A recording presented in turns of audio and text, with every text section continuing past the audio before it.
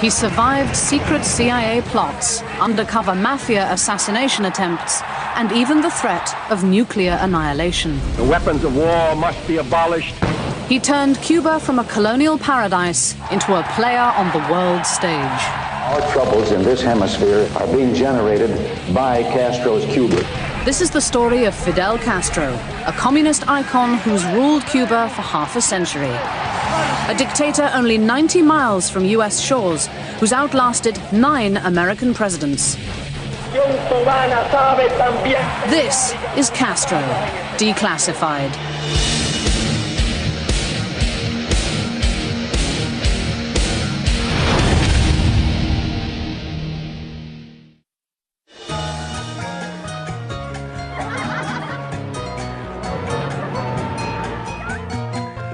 A tropical island paradise spilling with rum, rumba and roulette. This was the Cuba most Americans knew in the 1950s. Glorious beaches, glittering casinos, gambling, music, dancing. In the 50s in Havana, it was wide open. I mean, I had many conversations about my father about what it was like. And you have to understand that it was basically paradise. I mean, anything you wanted, you could get. But just below the surface, the rhythm of revolution was beating. In the urban underground and throughout the Cuban countryside, people were demanding change.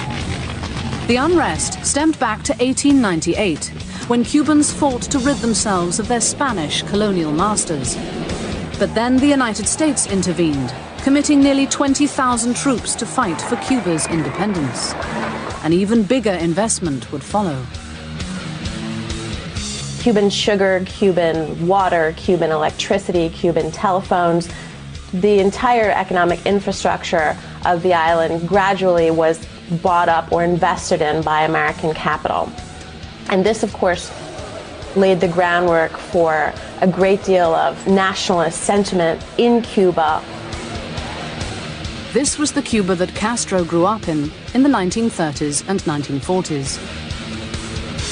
Fidel Castro and the young university students who begin to cut their teeth politically and want to create a Cuba for themselves, their nationalism revolves around getting the Americans out. 1952. With corruption in the government rampant, a young Fidel Castro decided to run for Congress under a clean government party banner. But just before Election Day, the self-appointed chief of the military, Fulgencio Batista, cancelled the elections, pushed out the Cuban president Carlos Prios Socorras in a bloodless coup, and took control of the island republic. Corruption increased.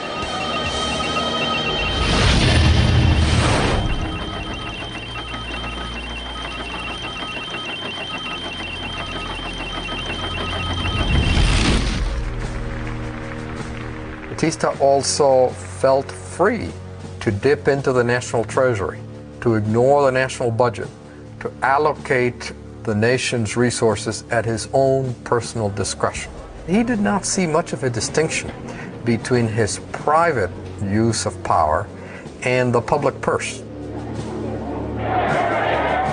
The coup really became the straw that broke the camel's back, the sign that electoral politics were not an option, and that trying to engage peacefully would just lead one either to a jail cell or to exile. On the 26th of July 1953, Castro made a reckless, radical move. He led a group of about 150 men to storm one of the biggest military garrisons in Cuba, the Moncada barracks at Santiago de Cuba, on the eastern side of the island. The goal was to seize enough arms to mount a military revolution. The result was a bloodbath. They failed miserably. Many of them died. Those that weren't killed were sent to jail, including Fidel. Castro, however, turned the defeat into a platform for victory. The 26th of July would mark the birth of the Revolución in Cuba. Castro has a way of converting almost all defeats or potential defeats into mobilizing activities. That is, activities that he uses then to turn the situation. In 1953, Castro should have been dead. July 26th became a campaign slogan, the new name of the new movement to overturn the government. Castro's trial was televised, a bad mistake, giving him the perfect national stage for his stirring oratory. The man who should have been picked off by Batista and his mighty army, the man who had just a handful of ragged revolutionaries, rallied the country.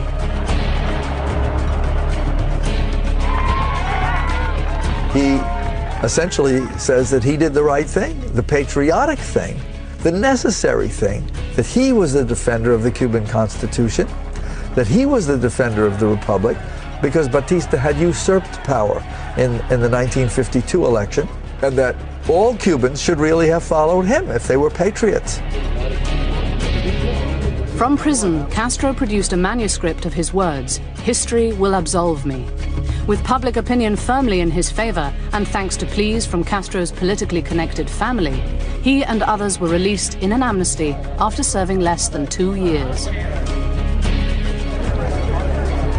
But informed of Batista's plans to have him killed after his release, Castro fled to Mexico to plot his next move.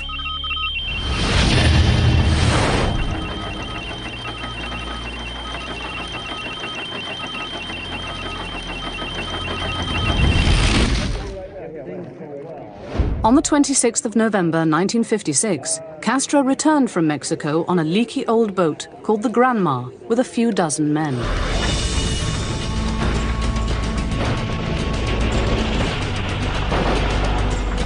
On the 2nd of December, they were ambushed by the Cuban army. Most of them were killed outright. Castro survived, and with a handful of others, escaped to the Sierra Maestra Mountains. There they hid out for nearly 2 years, building a revolutionary army and developing their political philosophy and strategy. In mid-1958, Batista makes a decision to launch a general offensive, over 10,000 troops, tanks, motorized equipment, against Castro's forces in eastern Cuba. Among the growing band of revolutionaries with Castro in the mountains was a young Argentine destined to become the world's most recognized revolutionary, Ernesto Che Guevara. Castro's forces stood at less than 1,000. Despite the odds, Batista made no inroads. The equipment gets stuck in the mud. It's the middle of the rainy season. These are unprofessional soldiers. The soldiers, many of them, do not want to fight. The general offensive is a disaster. Troops retreat. Many surrender. And from mid-1958 to December, what you see is the armed forces of the Republic of Cuba collapsing. Throughout Cuba, people were becoming more and more repulsed by the brutality of the Batista regime. In his attempt to hold on to power, he jailed and killed thousands. The tighter he squeezed, the more his power slipped away. There were lots of acts of violence and sabotage going on. The electrical system was spotty, and streets would be blocked, and there would be shootings, and it was generally not a time to be out and about. New Year's Eve, 1958. In Havana, the roulette wheels were turning and the rum was flowing. Wealthy revelers had no idea what was about to happen. Revolution was knocking at the door. The life they knew was about to come crashing down.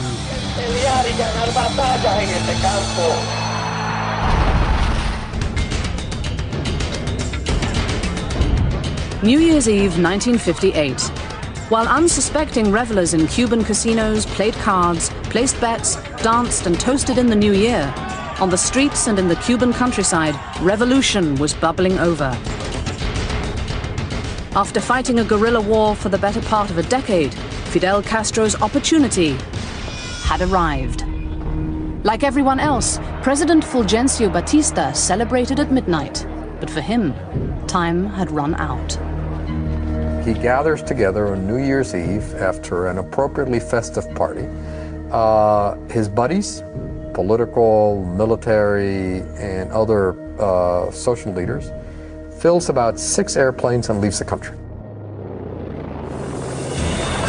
The nation celebrated. People danced in the streets, filled with hope for a new beginning, a new Cuba.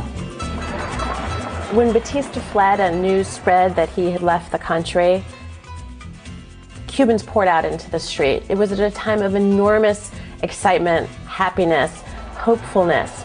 Cubans looked to his departure and to their success at getting him out as a collective victory.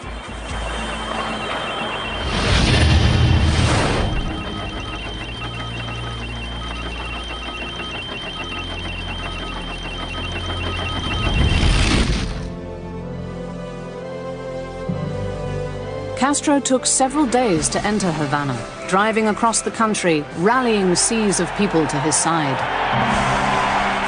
It wasn't just a march of triumph, it was also a march to do the politics across the island of securing support for the 26th of July movement. By the time he arrived in Havana, 1 million people had taken to the streets to celebrate a victory they saw as their own, and to hear Castro speak. A bunch of white doves land on his shoulder and arm as he's making the speech. Now, for anyone who knows anything about Cuban religion, Santeria, the white dove is a very significant animal. And this immediately is the signal. Fidel is the deliverer, O Batala, as he's called in that language. The deliverer. He is the man who is going to take Cuba from its helpless status and make it into a strong people, a strong nation.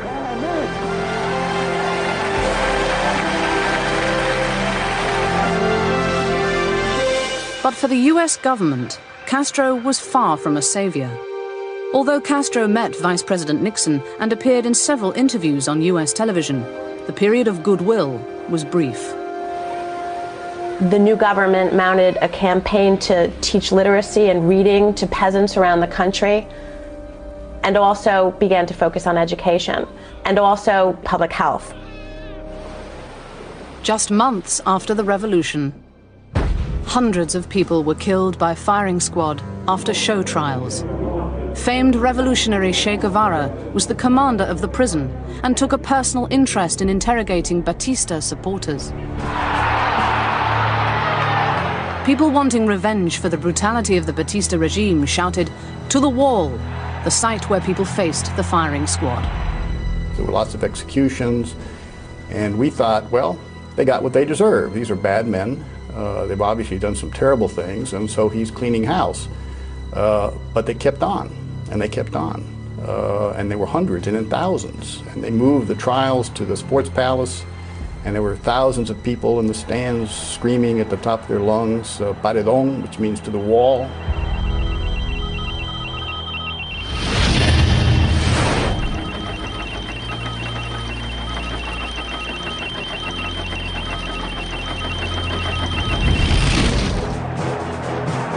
Castro's next move was to redistribute land and press on with agrarian reform. By today's standards, that agrarian reform would be looked at as enormously moderate. But by the standards of 1959 and the Cold War, the agrarian reform was seen by the United States and by American landowners in Cuba as an enormous threat. Confirming American fears, Castro declared himself a communist and began to build an alliance with the Soviets. Russia now had a staunch ally just 90 miles from the United States. Over the next couple of years, US operatives devised all manner of secret assassination schemes. And we now know, as a result of declassified materials, that the Eisenhower administration had already been in contact with the mafia about killing him, about assassinating him. Some of the CIA's more bizarre plots included slipping Castro poison pills and exploding cigars, putting powder in his boots to make his beard fall out, and spraying LSD around a radio station where Castro was to speak. The CIA actually was ordered to compile a top-secret history of all these attempts And that document, over 100 pages, details, chronicles all of these schemes. They range from exploding conch shells to poison cigars to assassination rifles to poison pens. None of these efforts succeeded, but they certainly show the creativity, at least in the laboratory, of the CIA in its multiple efforts to kill Fidel Castro.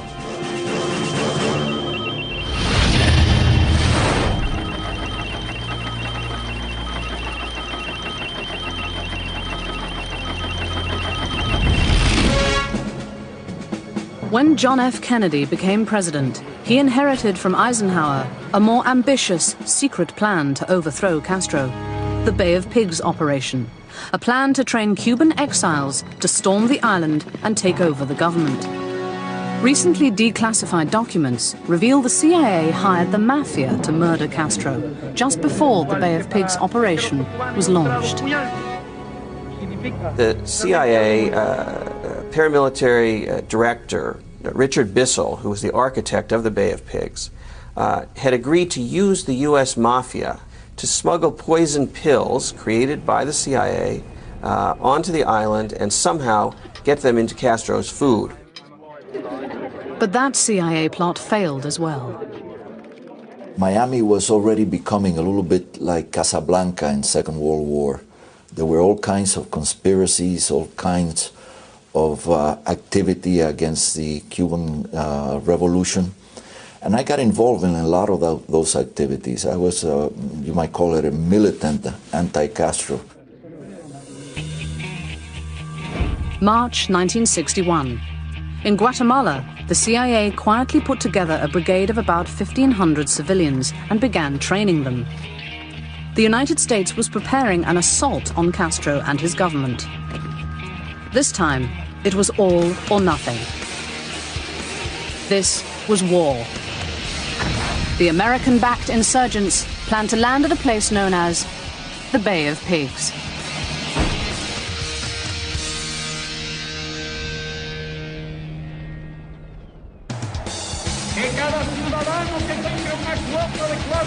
In 1961, El Comandante Fidel Castro seized power in Cuba.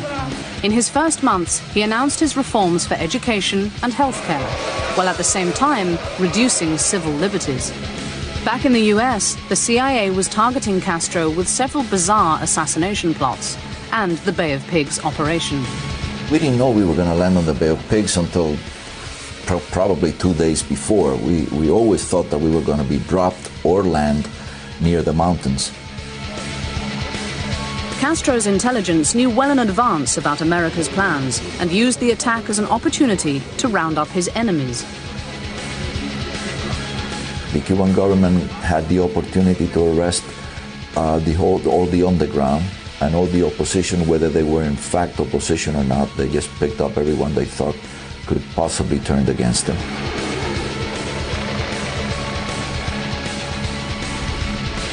From inside Havana, the US attack seemed to be going badly from the start. The exiles were quickly killed or captured. I remember telling the militiaman that captured us, I said, okay, give me some water and then shoot me. The exiles were held for a year and a half. While in prison, they were visited by Castro. And he came very nicely saying, boys, how is the revolution treating you? Almost in a paternal way. He managed to get a good number of us to applaud him for what he was saying. Okay, that showed me that this man had an ability of persuasion that, again, is not common among political leaders. After the Bay of Pigs fiasco, even the CIA's own top-secret report dubbed the operation the perfect failure. This report was so scathing in its criticism of the CIA's own mishandling of this operation that the director of the CIA at the time, John McCone, took the report. There was about 20 or 30 copies that had been circulated. He asked for every single one to be returned, destroyed all but a couple, and kept those in a safe where they were hidden away from history for decades. Kennedy had lost face and lost the battle. But a new war, an ongoing secret war to bring down Castro, was already underway. And it would bring the world closer than it had ever been before, to the edge of nuclear war.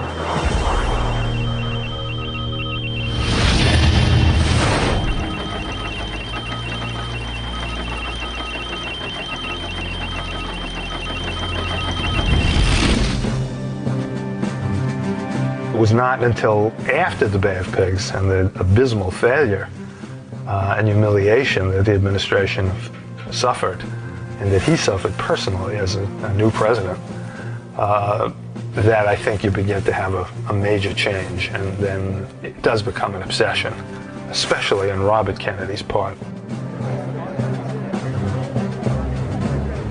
In the aftermath of the Bay of Pigs operation, the president and his brother, Robert Kennedy, the U.S. Attorney General, were more determined than ever to get Castro.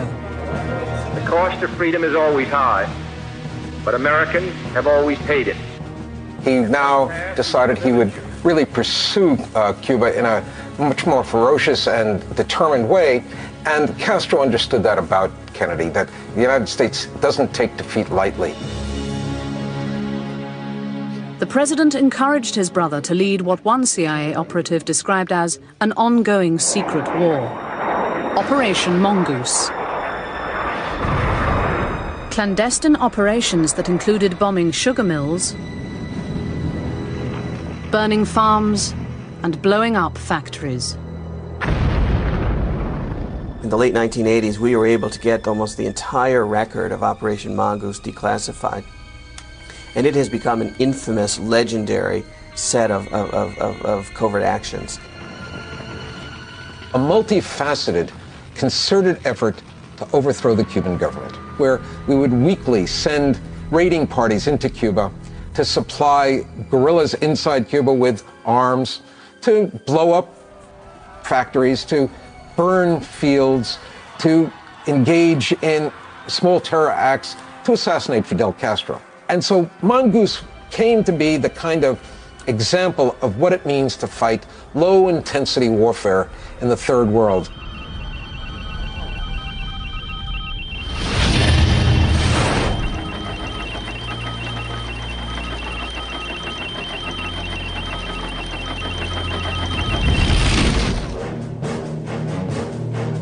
August 1961. Recently declassified material reveals top Kennedy aide Richard Goodwin flew to South America for a secret meeting with Che Guevara, the representative Fidel had sent to broker a deal. Goodwin describes the secret meeting and how it took place in an apartment in Uruguay. And essentially, as is revealed in the memo, Che Guevara offered, in Castro's name, 3 major concessions to the United States. He said that essentially Cuba would cut or reduce greatly its military ties to the Soviet Union, the security. It would stop exporting revolution, another security threat, and it would agree to compensate the U.S. companies that it had expropriated in '59 and '60. The 3 issues that the United States had with Cuba. In return, Che Guevara said to Goodwin, just leave us alone. Che also presented a gift from Castro to Kennedy. Fidel had sent along a box of Monte Cristos that everybody knew at the time were Kennedy's favorite cigar. Goodwin took the cigars along with a message back to Kennedy, reported to Kennedy. Kennedy lit up one of the cigars and said, pretty good. He says, actually, Goodwin, I ought to have given you the first one to smoke. Kennedy referring to a plot to kill Castro with a poisoned cigar. Kennedy then listened to Goodwin's report of the secret deal offered by Fidel and Che. And they both had the same reaction. This is a sign of weakness. So not only should we not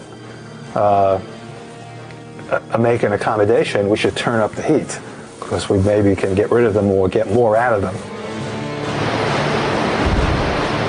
In October 1962, Soviet missiles arrived in Cuba, pointing in the direction of the United States. The clock was ticking on the Cuban Missile Crisis as the two superpowers watched and waited. When the US blockaded Cuba, American ships were brought into direct military conflict with Soviet ships and submarines. The world was on the brink of nuclear holocaust.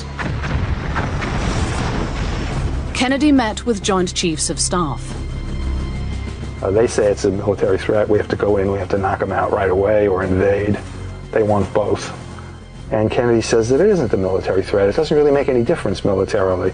He says, what difference does it make if you get blown up by a missile fired from the Soviet Union or one fired from Cuba?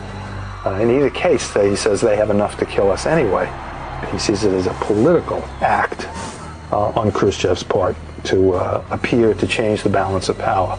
That difference is extremely important during the first week because most of the people in the room initially favor bombing. Recently released tape recordings made secretly in the White House reveal the tension between President Kennedy and his top military brass. At one point, Kennedy leaves the room. General LeMay, Chief of Staff of the Air Force, General Wheeler, the Chief of Staff of the Army, General Shoup, the Chief of Staff of the Marines. Of course, they don't know they're being taped. Do the son of a bitch and do it right and quit frigging around. And basically, they say the president's a coward. Whatever Kennedy thought privately, publicly, he was ready to go head-to-head with the Soviets and Castro. With Soviet missiles just 90 miles from US shores, there was too much at stake. The weapons of war must be abolished before they abolish us. With the future of the world hanging in the balance, recently declassified documents from Cuba reveal the assumptions and misinformation that made Castro believe the US knew more than in fact it did. Castro knew there were nuclear weapons on the island, and he thought the United States knew this too. He couldn't imagine that the United States, with the best intelligence service in the world, did not know that there were nuclear weapons already on the island of Cuba. Castro was convinced the US was about to launch a nuclear attack on Cuba. And he says to Khrushchev, don't get caught with your rifles down. If you see the United States invading Cuba, then you must first launch the nuclear attack against the United States. Mistakenly, Castro believed this because he thought the United States knew more than it actually knew. And so there is this sense that he was willing to go to the brink. As for ordinary Cubans, they imagined that they were going to be destroyed. They would fight to the last person, and a lot of Cubans would die. This is going to be an invasion by the United States. Everyone's going to die. The Cubans weren't alone. In the USSR, the US, and even in Europe, ordinary people talked about and prepared for nuclear war. Many believe the world never came closer to Armageddon than that week at the end of October 1962.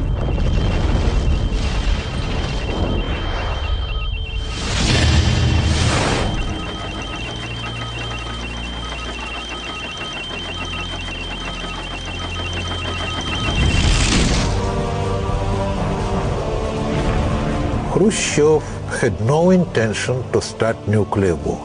He was at Second World War. He repeated many times that when you're watching movie, documentary, reading stories about war, it is nothing there with realities because it's much more dirty, much more cruel, much more bloody.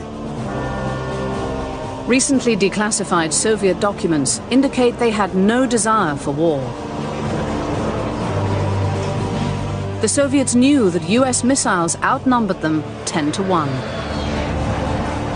And he saw the destruction of the Soviet land. He didn't want to destroy his land second time for the interest of the Fidel Castro. Documents also reveal a rocky relationship between the Soviets and Castro. He became Soviet ally. That bring a huge headache to my father because there's one simple rule. If you want to be a great country and leader of the great country, You have to protect all your allies, to show to all others that you are strong enough to protect them. On the 26th of October 1962, Castro wrote to Khrushchev saying he expected a US attack was imminent. And he tells Khrushchev, if it's going to be an attack, an invasion, you should launch nuclear weapons first. This horrified Nikita Khrushchev, and it was one of the factors that led Khrushchev to so quickly agree to Kennedy's offer to end the crisis. Khrushchev wrote back to Castro. He says basically, my dear comrade Fidel Castro, I understand your reasons, but I don't agree with you. Launching a nuclear first strike against the United States will not solve anything, but will initiate a thermonuclear world war in which we will all be incinerated. And he very much mentions Cuba. He says Cuba will be burned in the fires of war. It's a very, very dramatically written letter. And though Castro was seen at that point in Moscow as being slightly nuts for wanting to start a nuclear war. On the 28th of October, the two superpowers came to an agreement. The USSR agreed to remove their missiles from Cuba after the US agreed to remove their missiles from Turkey, and the US promised not to invade Cuba. But the idea of assassinating Castro wasn't dead yet.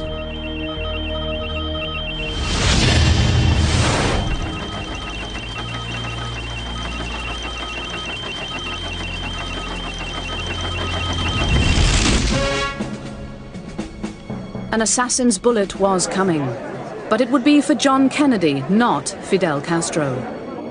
And in the days leading up to the president's death, the Kennedy administration adopted a dual strategy: make peace with Castro or assassinate him.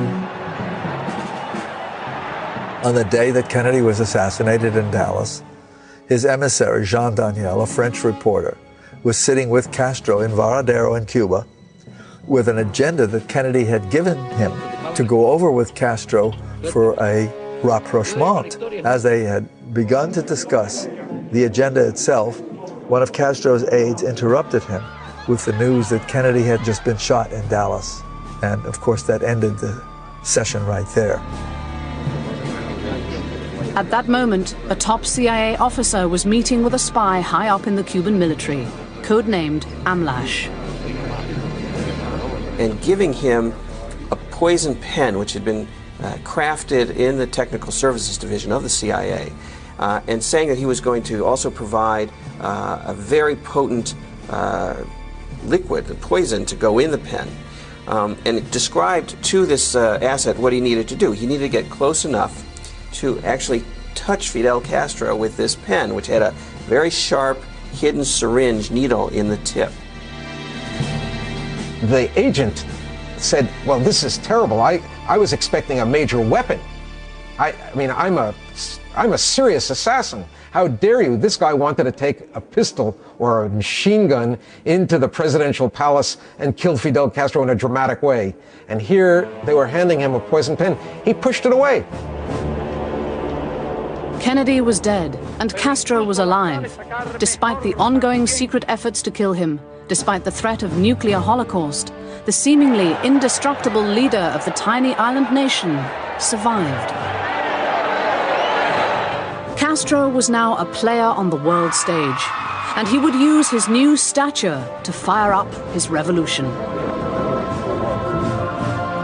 Castro was about to begin a new series of battles. And although assassination was still part of the game plan, someone else would fall to the assassin's bullet. Someone very close to Castro. By 1963, the ongoing clandestine effort to oust Castro was failing. Instead, the superpowers had set their nuclear sights on each other across the few miles of water that separated the US and Cuba.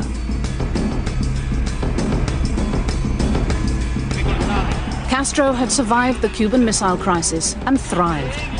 As the next few decades proved, despite his enemies, he seemed indestructible.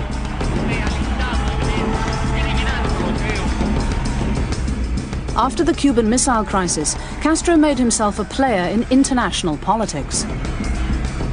At the urging of revolutionaries like Che Guevara, he became a third world hero as he sent armies and experts to help in revolutionary battles in Africa and Central America.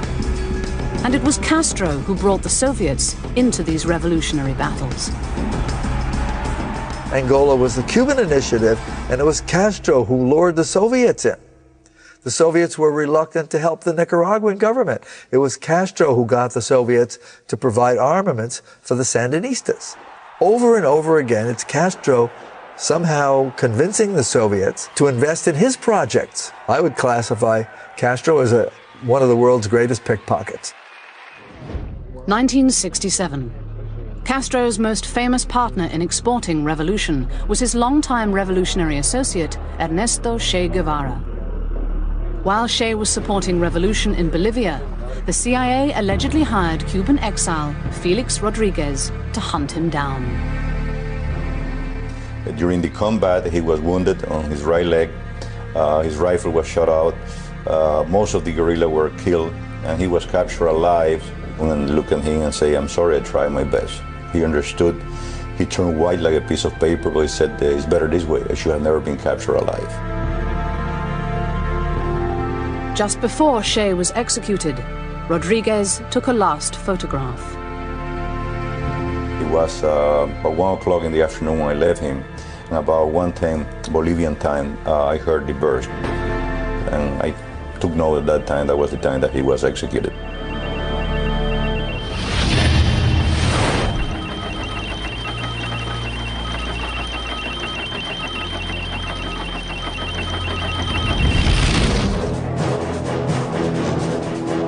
Castro got rid of his enemies by jailing them, killing them, or throwing them off the island. In 1980, a group of Cubans tried to escape the country through the Peruvian embassy. Soon, thousands of people were hammering at the door there to get out of Cuba. As world public opinion started coming down on Castro, he announced that anyone who wanted to leave could leave.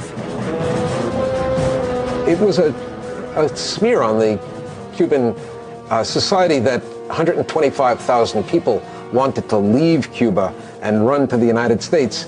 And he used this as an opportunity to effectively get rid of people who were dissidents in the island and secure even more power for the Cuban government. On the 15th of April 1980, the boat lift began. Typically turning the situation to his advantage, Castro simply exported his enemies and sent them over to his biggest enemy, the United States. He emptied jails and filled the boats with thousands of people he deemed undesirable. And so one of the ways he's been able to survive is to think one step ahead, to take crises and make them into opportunities for his own survival, to find ways to have his enemies neutralized in the sense of their own power being undermined, their own credibility being undermined. In 1989, Castro was about to take his toughest blow ever and lose his most important ally. The collapse of the Soviet Union led people to think that Castro would soon follow, that Cuba was receiving subsidies from the Soviet Union in terms of higher prices for its sugar than the world market and lower prices for the oil. And when the Soviet Union was no longer this sugar daddy, the sense was that Cuba could not survive. Between 1989 and 1993, the Cuban economy drops by about 1/3. This is a huge collapse in a very short period of time. Hardship affected everyone in the country. It meant that you did not have enough food for yourself and your children. Friends of mine literally shed pounds and looked in terrible physical circumstances. How Castro survived this time was by bringing back the two things he abolished when he first came to power: the US dollar and tourism. Cuban tourism industry was practically non-existent at the end of the 1980s. In 2004, a little over 2 million tourists visited Cuba, so it's a very big change. Foreign direct investment, tourism, third important change is to allow Cuban Americans to remit dollars to their relatives and friends in Cuba. That by the beginning of the 21st century is worth something in the range of $1 billion.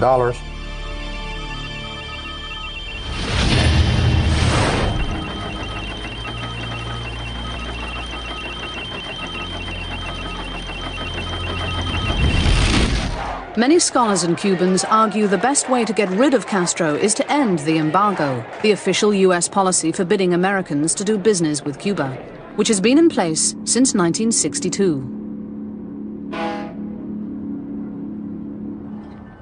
They say he uses the embargo to prop himself up, and that if it were lifted, Castro would crumble under the weight of his own failed policies and mountain of excuses. Fidel Castro wants the embargo. The U.S. embargo gives Fidel Castro control.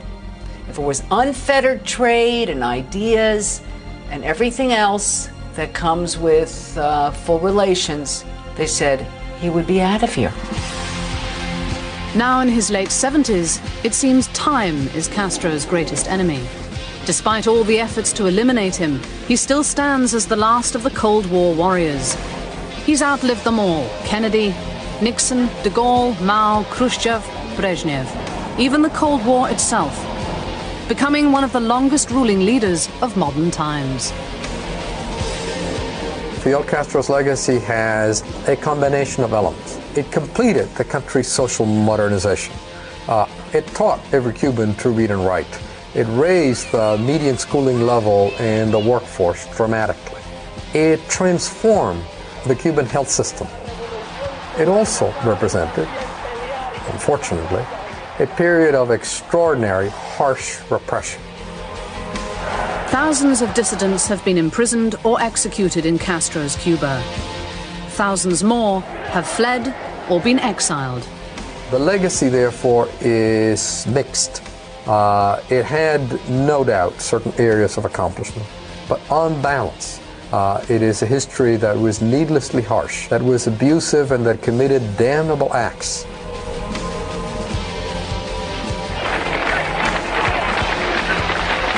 Both enemies and friends acknowledge the prowess of the man who started with a handful of guerrilla rebels, seized power, and held on to it for half a century.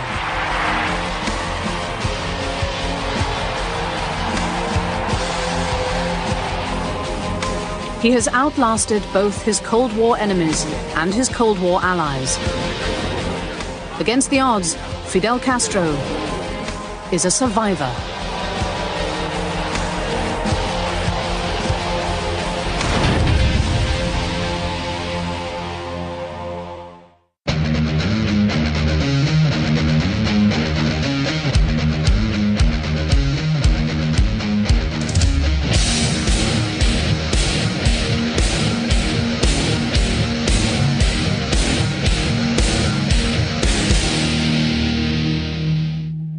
Cancelled the elections, pushed out the Cuban president Carlos Prios Socorras in a bloodless coup, and took control of the island republic. Corruption increased.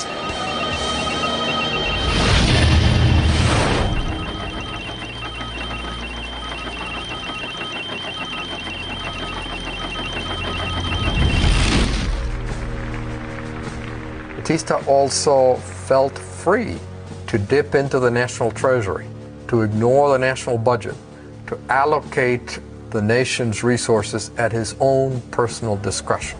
He did not see much of a distinction between his private use of power and the public purse. The coup really became the straw that broke the camel's back, the sign that electoral politics were not an option, and that trying to engage peacefully would just lead one either to a jail cell or to exile.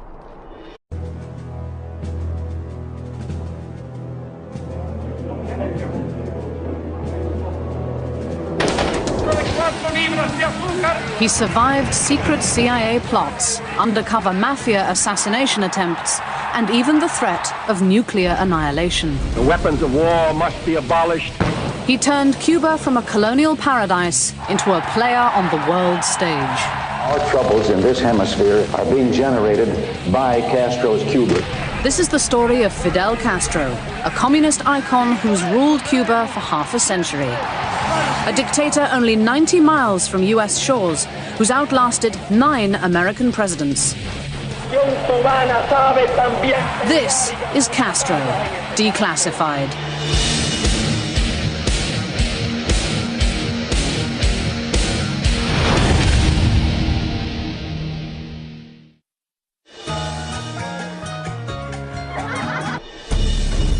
On the 26th of July 1953, Castro made a reckless, radical move. He led a group of about 150 men to storm one of the biggest military garrisons in Cuba, the Moncada barracks at Santiago de Cuba, on the eastern side of the island. The goal was to seize enough arms to mount a military revolution. The result was a bloodbath. They failed miserably. Many of them died. Those that weren't killed were sent to jail, including Fidel. Castro, however, turned the defeat into a platform for victory. The 26th of July would mark the birth of the Revolución in Cuba. Castro has a way of converting almost all defeats or potential defeats into mobilizing activities. That is, activities that he uses then to turn the situation. In 1953,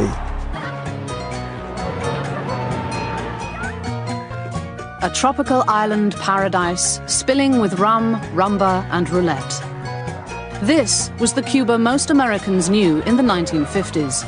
Glorious beaches, glittering casinos, gambling, music, dancing. In the 50s in Havana, it was wide open. I mean, I had many conversations about my father, about what it was like. And you have to understand that it was basically paradise. I mean, anything you wanted, you could get. But just below the surface, the rhythm of revolution was beating.